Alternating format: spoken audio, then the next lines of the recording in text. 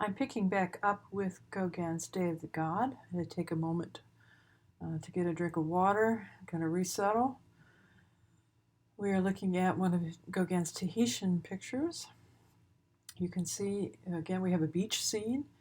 We get a bit of some degree of landscape elements in the background there. You can see a mountain and a seashore. And then we have figures in the foreground, three particularly, a central figure. Notice how she is lined up directly under that statue, and then she is flanked by two figures of young boys, one facing us, one with his back to us, each kind of deposed equally on each side of her. And then there are a few extra figures kind of parading around in the background. A couple things are really noteworthy about this picture. One is, again, we have Gauguin's kind of Tahitian imaginary. He has transported himself to the South Seas, and he is interested in this exotic, interesting, different kind of locale. The intensity of the color, for him, connotes this kind of otherworldliness almost about it. It is this a paradise, and everything here is different in color and more intensely colored. I'm sorry, you probably can hear my clock chiming in the background.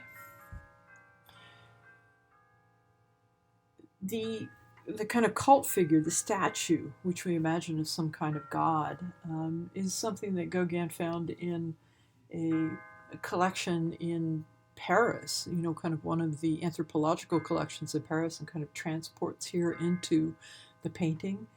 This is not an actual scene, right? There's not a spot on the beach where Gauguin would have seen this, where there would be a statue and the figures kind of circling around the statue or anything like that. So this is completely out of his imagination. And again, this is something that a post-impressionist will feel comfortable doing, but which an impressionist would not. And so Gauguin is choosing how to create this scene. And so we have the central kind of cult statue. Below that, the woman on the beach. Notice how very balanced this composition is. We have the central figure, the statue. We have the woman directly under the statue. We have the two boys, like A and B, on the side of her, one facing us, one back to her, exactly the same weight in the composition.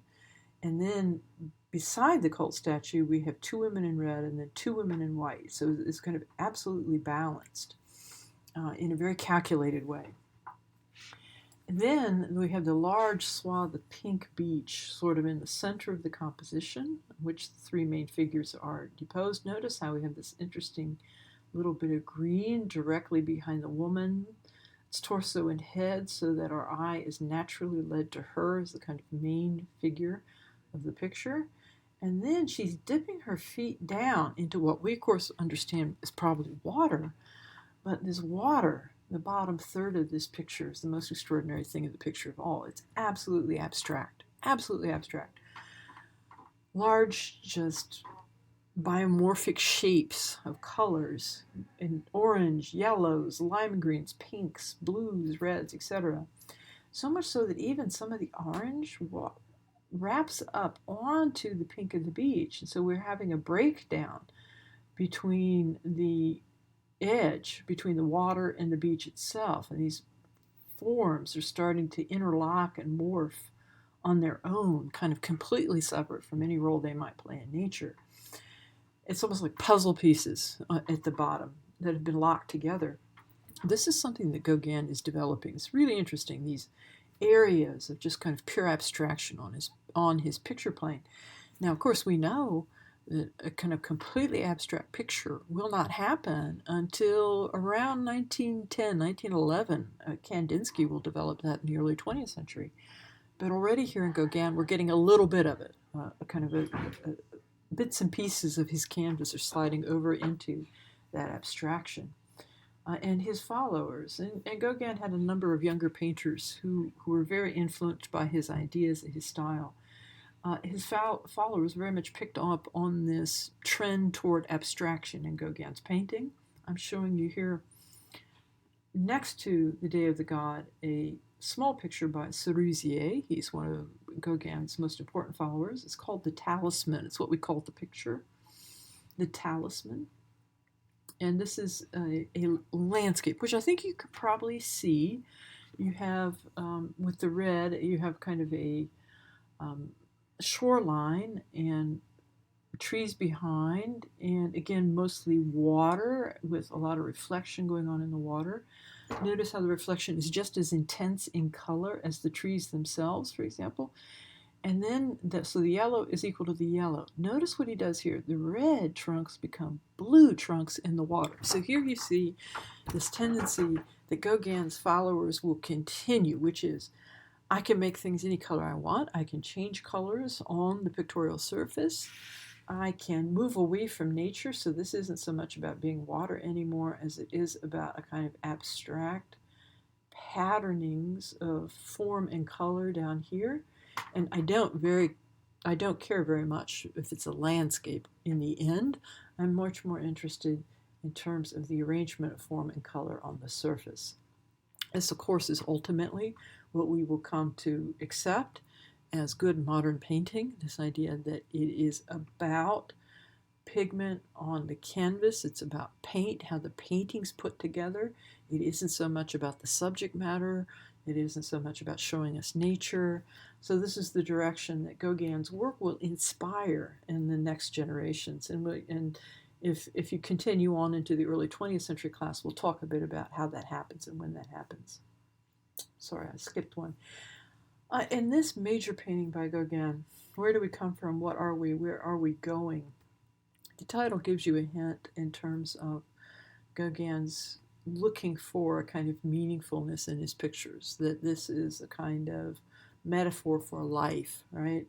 That we have, for example, young, old, women, men. We have a kind of panorama of life here. And again, we have this kind of strange godlike figure.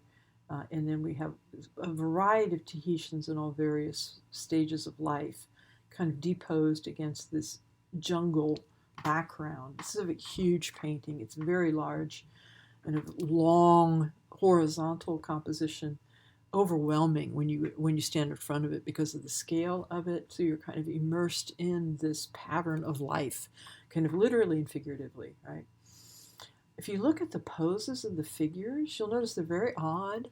They all look like they've been borrowed from somewhere else. They either look like they are sculptures. This to me often very much reminds me of kind of sculptural poses, or this. They look disconnected from one another in a sense. None of the figures are really interacting with each other. It's sort of like each one of them has a symbolic role to play in the composition.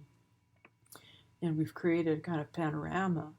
But this is not a situation in which these folks are living, breathing, and interacting with each other in any real way.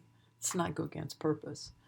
This figure here, the main figure reaching up to the top of the picture, notice how it spans the entire breadth of the picture. The fruit that she seems to be holding up or he seems to be holding up at the top, and the feet being connected to the bottom of the picture kind of holds it together for us. That's a particularly important element when you realize the span, the horizontal span of this picture. Again, it's these blues and yellows. Now see how Gauguin does this slightly differently. Van Gogh, of course, uses a really intense chrome of both blue and yellow and intersperses them in a very active way across the composition, which makes the pictures very vibrant and very active. Gauguin tends to have a lot of dark blue, a kind of harmony, and then spotlight effects of yellow that are then sprinkled across the entire expanse. Notice how he does the two upper corners, for example. This helps move your eye across the entire length of that picture because you'll begin on one side and you'll move to the other side, and the yellow will help make you keep moving. And of course, that central figure is the other really strong yellow spot.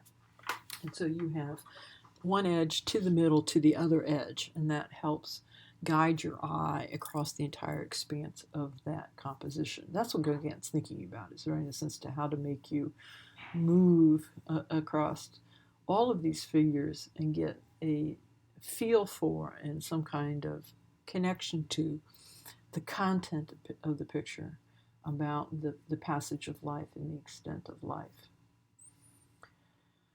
There are many more Tahitian pictures by Gauguin. I have selected just a handful of them to kind of walk you through the main features. You can use this as a kind of guideline for any of them that you look at. Look at how he's developing kind of compositional practices that are focusing on flatness, right, and the kind of absolute flatness of the pictorial space. How he is using color, large areas of consistent or nearly consistent use of color, the kind of flat matte effect that he gets in color, which is very different than what Van Gogh does with his textured brushstrokes. The way that Gauguin uses compositional tricks to help flatten the picture. Notice how he puts things at the bottoms or cuts off corners. Notice how he has figures kind of moving us across the planes of the picture. So, for example, here we begin with the elbow, and we move back through here, which helps this kind of curving path of our eye, which mimics the curving path of the edge. Gauguin does this again and again.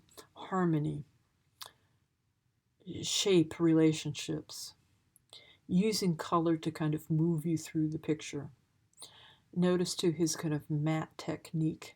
M-A-T-T-E is what I'm saying. Matte, like that. Not shiny, but matte, but nevertheless intense. And then, which is wonderful, Gauguin, is the tendency to create large areas of abstraction that our eye are able to kind of lose themselves in.